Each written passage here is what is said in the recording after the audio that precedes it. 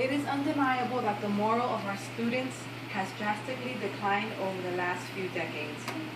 Crimes within our schools are higher than ever, and our country has suffered such consequences as a whole due to the current state that we find our schools in. There is a desperate need for prayer in the public schools to resurface. The power of prayer can help restore our nation and school as a whole. How would you like to see a great transformation in our schools, in the lives of students in our very nation? I want to share a few lyrics from Michael Jackson's song, "We Are the World," in which he states, "There comes a time when we hear a certain call, when the world must come together as one. There are people dying, and it's time to lend a hand to life, the greatest gift of all. We can't go on pretending day by day that someone somewhere will soon make a change. We are all a part of God's great big family, and the truth, you know, love is all we need." I think he got the idea of what our world needs. Allowing prayer back in our schools is very much the answer needed for the educational system and the very nation that we live in. Prayer can restore our schools to a healthier environment with high values and morals. An article on creationtoday.org makes a profound statement on the importance of prayer in our schools. Humanism assumes that the supernatural does not exist and that reality must be discovered purely from man's reasoning. Our public school system has been operating on this foundation since prayer was removed in 1962.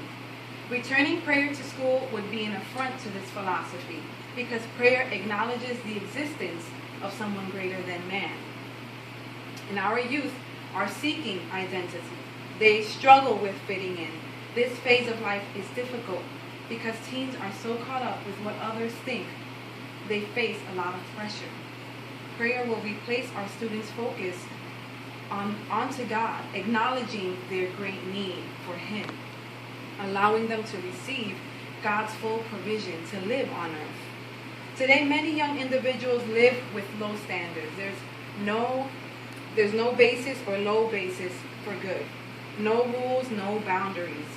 And Jim Burns on CBN.org expresses boundaries provide a sense of security. Kids really do want to know what is right and what is wrong. They want some guidance in navigating life. Teenagers will still test the limits from time to time, but clear boundaries provide the stability and security that will allow them to thrive. So in essence, prayer sets standards and establishes these boundaries. With prayer, it is proclaiming that they are in need of a higher power than themselves to help them live this life with those beneficial limits still allowing them to live life to the fullest. Also, morals can be rectified on the basis that a moral source exists, this source being God.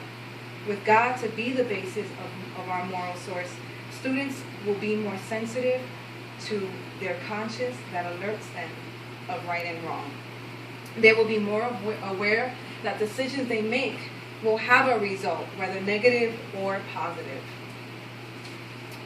With an acknowledgement to God, they will seek the higher path and a better outcome. They will seek to take steps that create a better future.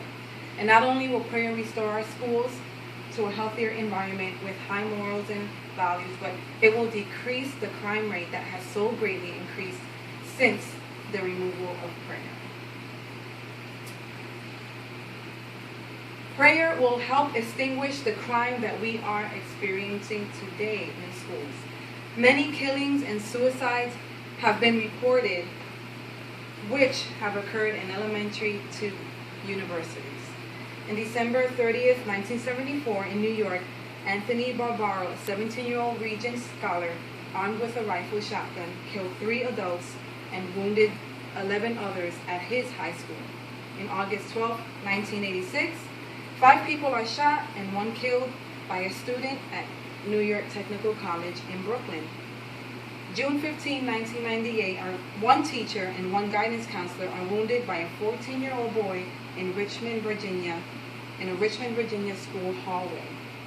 And on December 14, 2012, Adam Lanza fatally shot 20 children and 6 adult staff members in a mass murder at Sandy Hook Elementary School. Crime and death toll has greatly increased since the removal of prayer. Prayer is vital for the protection of our students physically, emotionally, and mentally. Evil actions are the result of a heart where God is not allowed, and prayer keeps students' hearts and lives founded and focused on God. Prayer also keeps students accountable to God and others. They understand their actions and their motives are weighed by God, thus keeping a reverence of God, allowing them to live out a full life of good thoughts and actions and motives, as well as someone being there, that being God, to walk with them through the difficulties that many, if not all, will face. God can be and will be that refuge that they can run to, as opposed to resulting in taking the lives of others. And in the Bible, Matthew 6:33 states, "But seek ye first the kingdom of God and his righteousness, and all these things shall be added unto you." Many young people live aimlessly. They seek purpose, they seek meaning. And if our students begin their day God-focused, this will be carried out through their lives. They will find purpose and meaning. Everything will fall into place, giving them that authentic fulfillment that they seek. Students are in great need of direction, guidance, and wisdom. Prayer keeps them focused on priorities in life. Prayer will help not only to extinguish the crime, but it will transform the hearts of our students. In the Bible, it also states, "If my people who are called by my name will humble themselves and pray and seek my face and turn from their wicked ways, then I will hear from heaven, I will forgive their sin, and will heal their land." Prayer is the absolute answer. Prayer will remove the selfishness of human nature, replacing it with a loving and selfless heart that focuses on loving and serving and building others. Students will be on the lookout to serve and help others as opposed to looking out for the interests of themselves. They are in need of a refocus because many of our students today are making decisions that focus on instant gratification. Students will have a great admiration and respect for teachers, parents, and adults in general.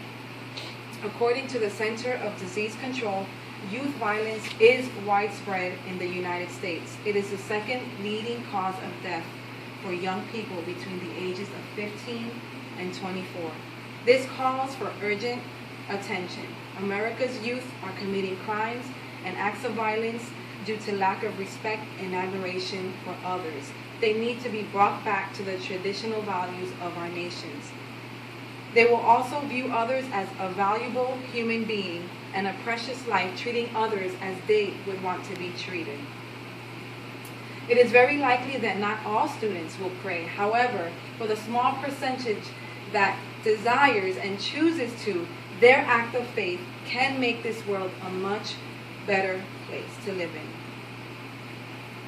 Prayer to a loving God will allow them to receive a love that they can in turn give to others. So in conclusion, there is a very much desperate cry for prayer in the public schools. The power of prayer can help restore our schools, extinguish the crime, and remove the selfishness of human nature and replace it with love. In the end, this is more than what is constitutional or unconstitutional. It is more than a legal debate. If we put all of that aside and take a look at what really matters, it is about the lives of our children. It is about the heart of our nation, and our hearts need to be transformed with prayer.